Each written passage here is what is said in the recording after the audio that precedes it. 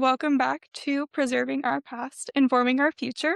I'm Sydney Stevenson, coming to you from the School of Occupational Therapy at Texas Women's University. Today's episode focuses on occupational therapy education, how it began, how it has changed, and what questions have remained surprisingly consistent over time. Dr. Reed brings a unique perspective to this conversation. Before coming to TWU, she founded the occupational therapy program at the University of Oklahoma, building a curriculum from the ground up while also studying the profession's earliest training programs. Her work has traced the evolution of occupational therapy education from its earliest days, including the war emergency courses to the complex systems of accreditation and credentialing we see today. Through her experiences, we can begin to understand not only what has changed in OT education, but also the enduring tensions that continue to shape how we prepare future practitioners. Today, we explore what it means to educate an occupational therapist, how those expectations have evolved, and what evolution tells us about the profession itself. Dr. Reed, welcome back. So, you founded the OT program at the University of Oklahoma before eventually coming to Texas. What was it like to build an OT program from the ground up, and what principles guided you?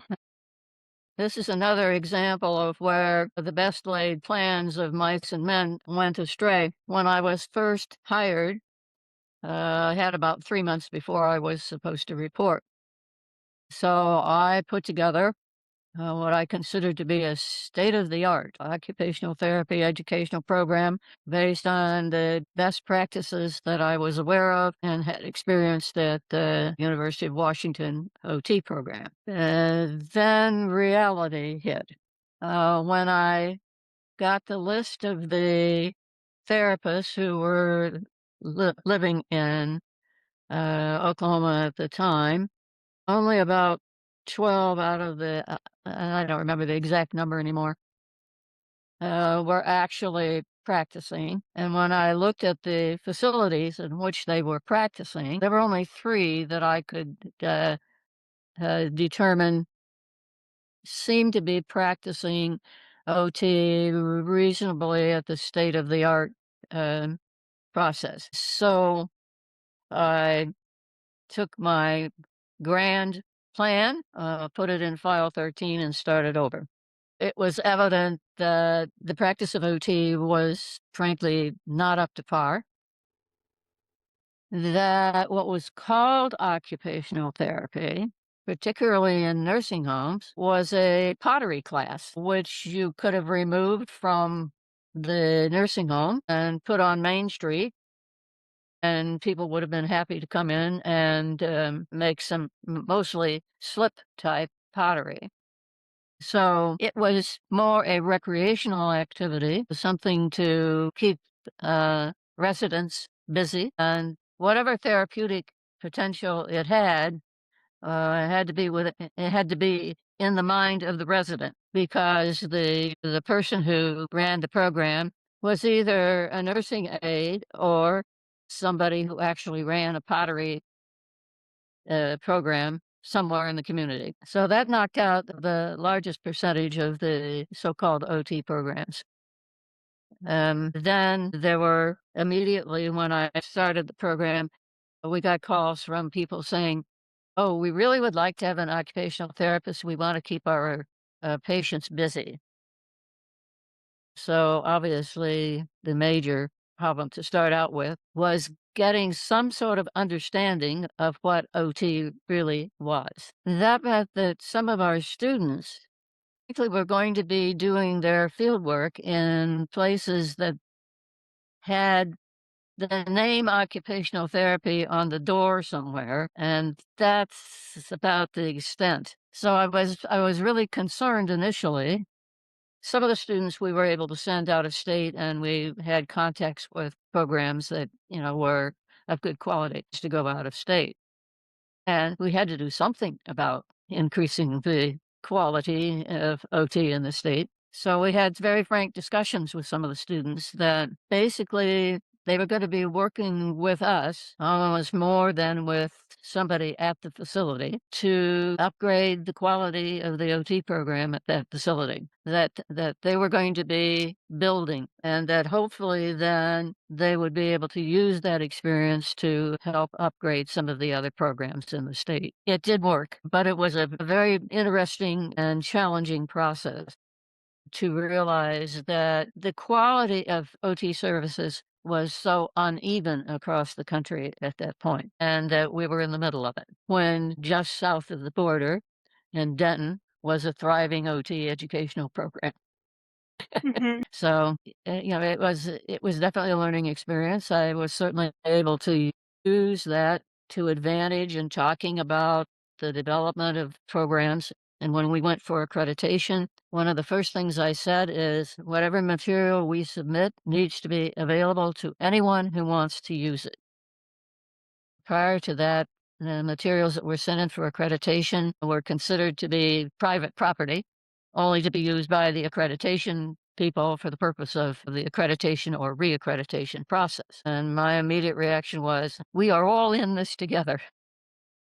And if anything that I've put together in terms of our accreditation materials can be of any assistance to anybody else, please have at it. And hopefully, then, as other programs became accredited, that they would have the same open philosophy. And so the accreditation process would become its own building process for the educational programs. Basic principles was to try to put together a good foundation. Another problem that existed was that the quality of the experiences that the students had had, even though this was an undergraduate program, their high school biology class, for example, consisted of dissecting crickets. Now, I admit crickets are living creatures, but their anatomy and physiology is a little different than ours. The students came to us with transcripts that on the surface looked okay until you started really looking at what was the content of those classes. And you realized we were going to be doing some remedial work in the basic science classes, as well as trying to upgrade the quality of the OT. Initial grand plans pretty well bit the dust. Of course, OT was much more developed in Texas, but rarely were students sent for their field work in Oklahoma, and I can well understand why that was so. The two programs in Tulsa and the one in Oklahoma City that had occasionally had a student, and otherwise, that was another thing. Fieldwork sites that take students, while it does add to the workload, it also adds to the ongoing development of that OT program. That was one of the things, of course, I had to explain repeatedly to facilities. Was we're not very anxious to take OT students. They all thought they were up to their necks in work to start with. Yet they wanted to expand their rehab services, and I said, well, the one of the best ways to do that in this state is to take students from our program because some of them will then become your employees. And if you think you're going to get a lot of people from out of state when they can see the quality of the OT services in the state of Oklahoma, that we are going to have to from within. And of course, this was true, not only was Denton just to our south, but the University of Kansas program, where I had my training, was just to our north. Neither of those OT programs were very anxious to send students to Oklahoma at that point. Mhm. Now it's much better, but also we have, there's a program in Arkansas, so there are a lot more educational programs around now. Dr. Reed, you have studied the pioneer schools of occupation extensively. When you compare those early curricula to what students experience today, what has genuinely changed and what has remained remarkably consistent? Yeah, of course, the pioneer programs, many of them which were Reconstruction aid programs, were glorified craft classes because that's what was expected.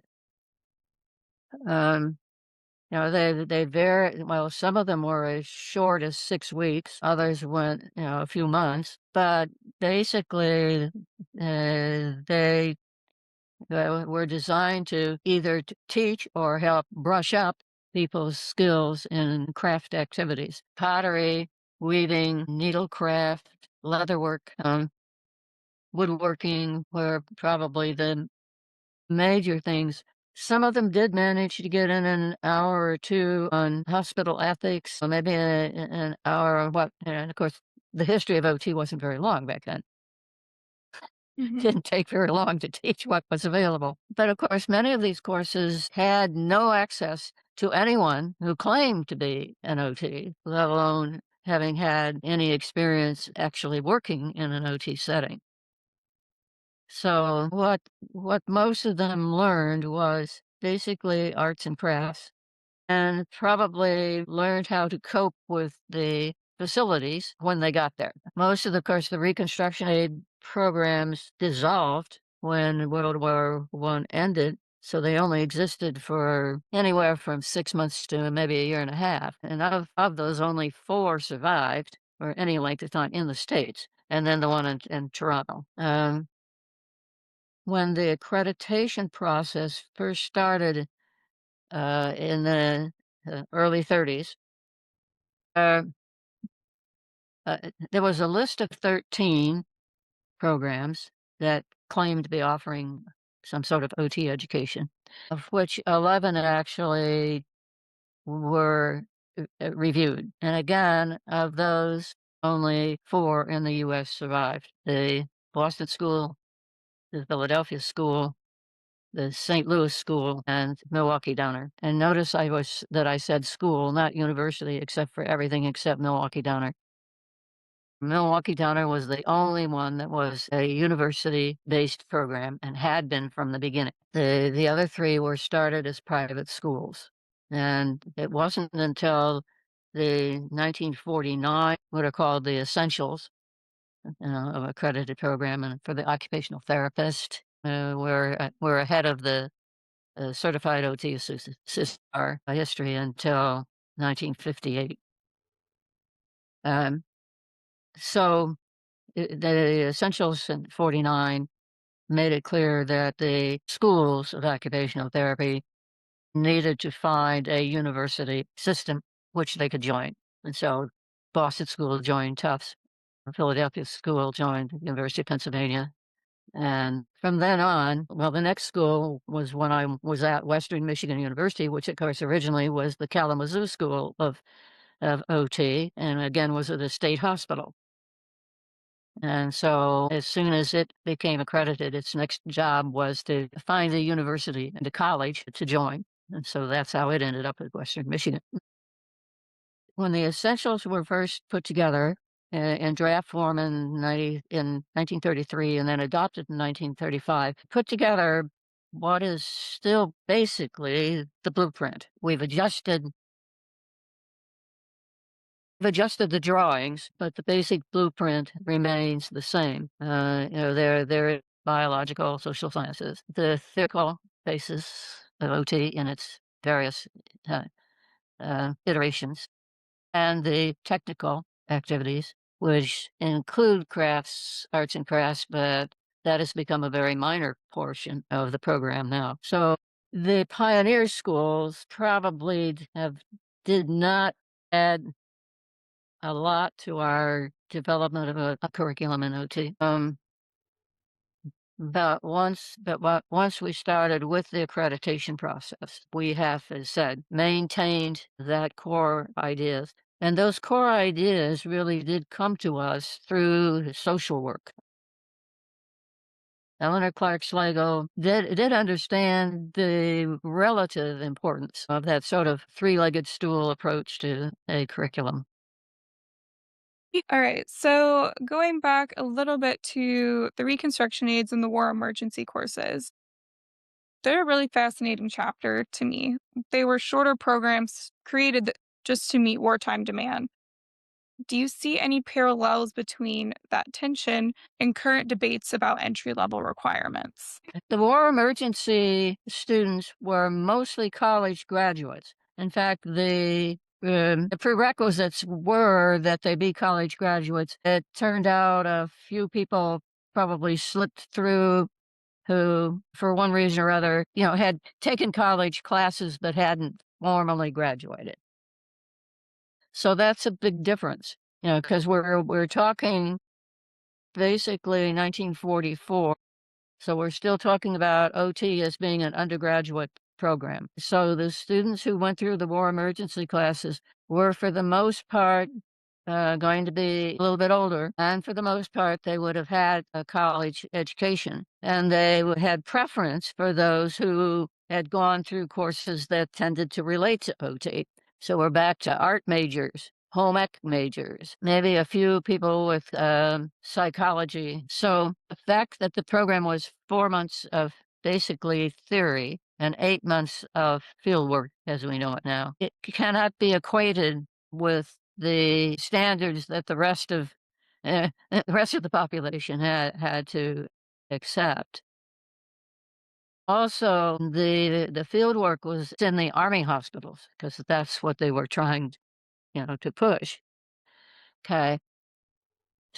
So working in an army hospital is different than working in a civilian hospital.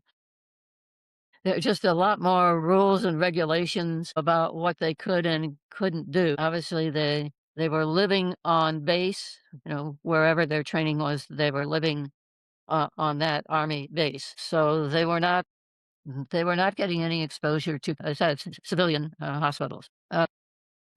So it was a very insular type program with very specific structure. Again, just like the Reconstruction aids in World War One, when World War II ended, many of the women returned to their families and did not continue. The quality of the instruction, I think, was quite high because it was developed by the existing OT programs.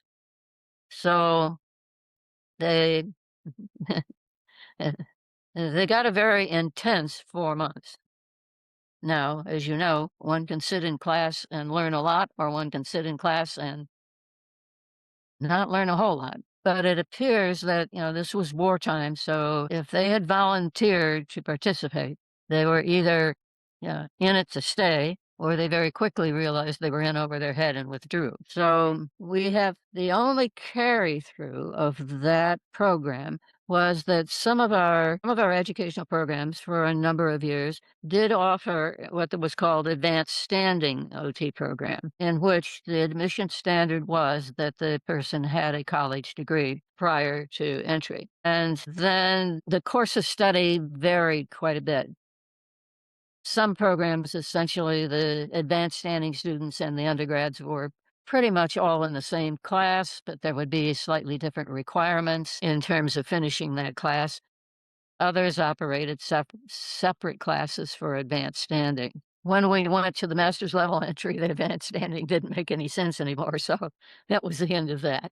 So, by 2007, when everybody had to move to a master's level, advanced standing courses no longer existed. There was no point to them. The only thing that remains is therapists who finished their program, graduated, and passed the exam, and might have worked for a year or so, and then left the field for family reasons. Now that the kids are teenagers, they want to return to practice, partly because the money would certainly help the family. And if they're going to send those kids to college, a few extra bucks was going to be needed. However, they've now been out of practice for 10 or 12 years. And so various educational programs have occasionally offered refresher courses.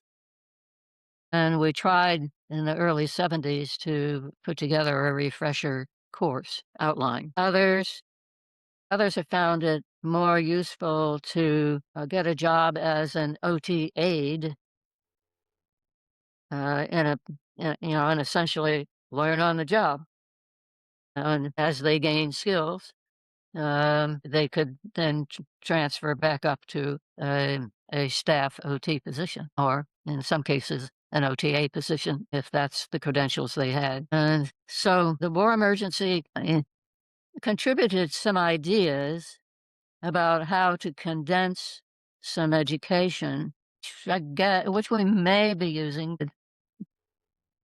Once the master's level entry came on, It shifted everything. And yes, the courses that had been available over a 4-year period using a typical undergraduate uh, program got condensed, and the breadth of education depends a great deal. Again, what I remember most from being on the admissions programs here at TWU when we were at that master's level entry is that some of the undergraduate transcripts looked like the high school transcripts that I had seen in Oklahoma.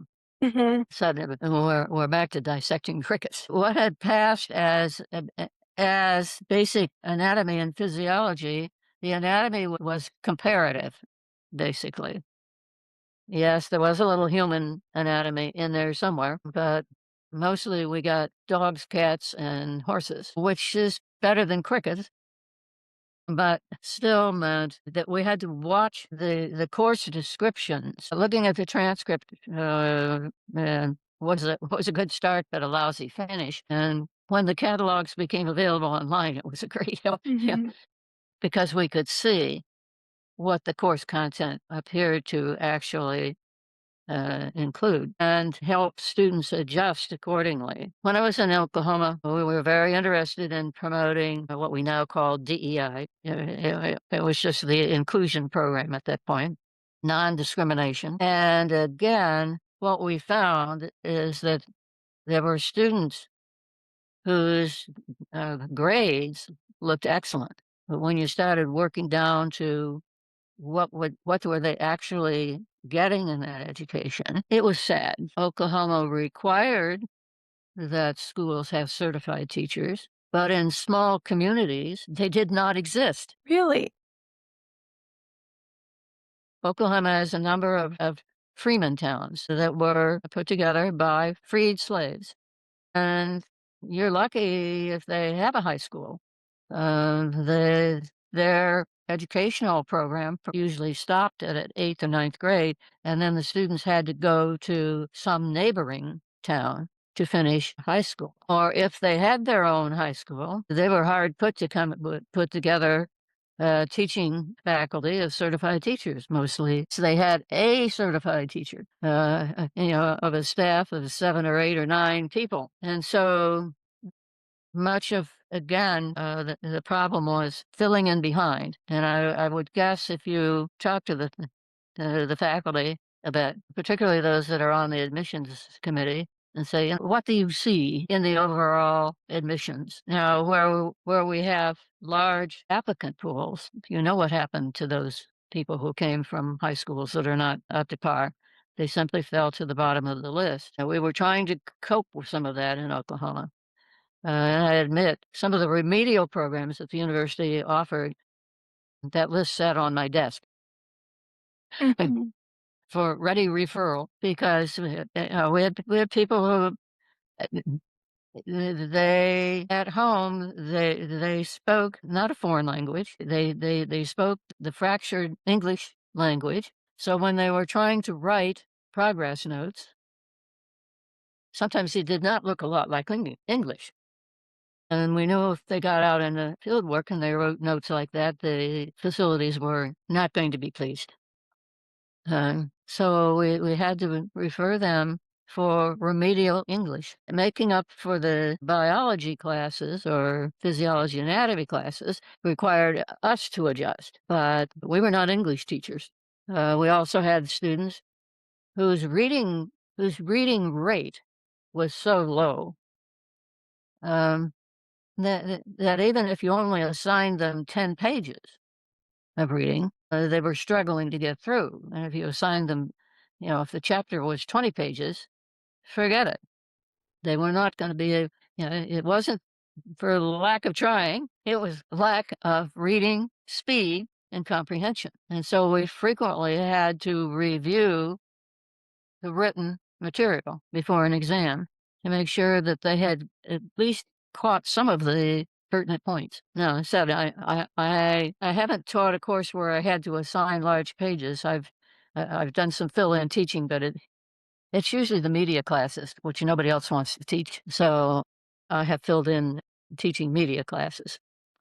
But I think if you talk to the faculty, you may learn a little bit about what are they hitting as sort of missing pieces in what we think we want as background before students enter the program and what we're actually getting. And it'll be most acute in the first year because that's where you either fill in or it's going to be really bad news the second year. So, well, we're sort of at that point of where I started with the curriculum when I started the program in Oklahoma. Every educational program has in its accreditation materials what it wants to get done. There's probably a perceivable gap between what the printed or most of it's now submitted electronically.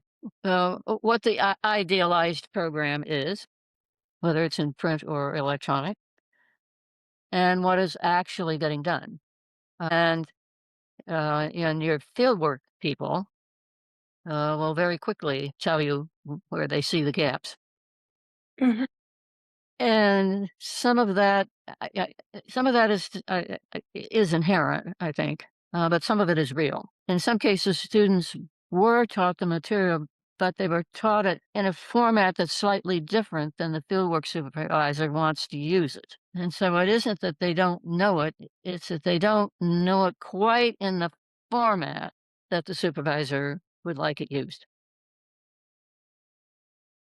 That to me is supervisors simply have to learn to recognize that. There isn't time to teach the same thing 3 different ways, so they're stuck with, bridging that gap. But there are missing units. They're either not there or they're there in such a limited fashion that they really don't meet the expectations of the fieldwork site. That's an ongoing struggle. So, going back to educational standards, which we have talked about a little bit, they have been shaped by AOTA, the AMA, and now 8 Coat. What has been the most significant milestones in credentialing, and how have they strengthened or complicated the profession? Of course, our first attempt to come up with a systematic approach to educational programming for OT is 1923. That's the original minimum standards. Okay, that we did on our own. That is our predecessors, and that got revised in 1930. And so those 2 attempts were all through AOTA. Then in '33, we first began to hook up with AMA, and there were really 2 outstanding rationales. We needed we needed their clout. We also needed their money. Mhm. As I said, there were technically 13 programs that needed to be looked at, 11 of which were looked at. There was no way that AOTA had the budget to do that, to send 2 people out. So the first essentials were adopted in 1935, but the schools then did not have to meet the requirements until 1938. And then that's the first 5, 4 in the US and University of Toronto. And then the Kalamazoo School, Western Michigan, became the 6th. The next revision was in 1943. Basically, that's the one that set up the fieldwork in these different areas of practice, which we've now considered not a useful approach. And basically, that's continued through until 65, had that breakdown of different categories of fieldwork practice. The 1949 essentials are the ones that basically required that OT programs not be freestanding. What was evident in that freestanding approach was, okay, there's always 2 sides. Yeah, they certainly had the freedom to do whatever they wanted, but they frequently didn't have the funds to do it. And they didn't have the capacity to pull together the faculty to teach those basic courses, let alone the curriculum in OT. So thereafter, we became university based, and that was way ahead of PT because when I was helping work on school-based practice. In the 1970s in the state of Washington, there was still a PT program in Los Angeles Hospital. And so we pulled ahead from that standpoint. Then we got rid of that breakdown by different hospitals and got back to, what is fundamental about OT. And then, of course, the essentials of uh, we stopped using the essentials because we stopped working with AMA in 1994, and ACOTE became the accrediting agency with the U.S. Department of Education on our backs. It was an interesting time then. We no longer had CAHIA, which was the medical group at that point that was working with us, trying to shape us and saying that curriculum director had to be a physician. And of course, we were pretty much of the idea that it should be an OT. So we were not on the same page that direction. And that all the medical lectures had to be by docs. We were not all together tied to that idea either. So we got out from underneath them and they redid their whole accrediting process, only to discover that the U.S. Department of Education had some ideas about how all college education or university type education had to be done. And that's when the mandatory catalogs came in. Now, I said they were helpful in one way. They were a pain in the neck in another, because as soon as you changed a course, you had to reprint the catalog. So it ended up slowing down the process of revising curricula, because you had to go through the university process, and the university process had to include that printing, and to start with, you had to have a print catalog. That, of course, uh, changed to online. So we sort of traded one bear for another. And then currently, I obviously haven't participated in the accreditation process now for a while. So some of the outside influence is probably lessened. Uh, U.S. Office of Education has a little less clout, but internally, as you know, our big bugaboo is, are we going to require entry level at the doctorate level only? Right now we still have the choice, although most of the programs are graduating to doctorate level entry. So we have gone in the space of, really just a little over 100 years to 6 weeks without any requirement of university or college or even high school. Simply a 6 weeks training program, period, full stop, to requiring a doctorate at the university education level. So you can see there's a little change in thinking and strategy and positioning along the way. The biggest support for the doctoral level entry is that then when you're in a team meeting, your title is also doctor, even though it's not medical doctor. And of course, a great many people say titles don't always tell you what the individual is capable of doing. So we've gone from worrying whether you knew your crafts to worrying whether you can function in a team meeting with other people who have doctorates. Mhm. That's my one sentence summary.